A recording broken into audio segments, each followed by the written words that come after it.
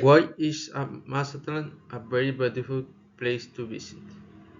Mazatlan is great to place to visit because it has beach, a world historic, architect, culture, and a rich history.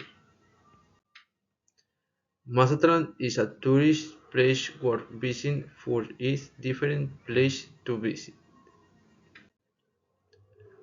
Place I recommended visit in Mazatlan. One of the places I liked most in Mazatlan was the Great Mazatlan Aquarium Sea of Cortez. This place is one of my favorites because it hosts many species of marine life, plus it has an avian and penguin section. There are also sea lions here, which put on a show for the spectators. A place I recommend for taking photos is the glass viewing platform.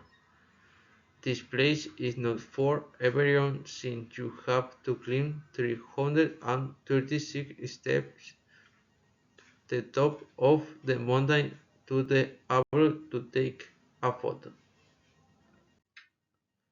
Mazatlan is a very visited place since in the first 9 months of the year 224 received 4 million tourists. Mazatlan is certainly a good place to visit since it has a lot of tourism. My opinion of this place is wonderful. It has different places to visit, and they are all different.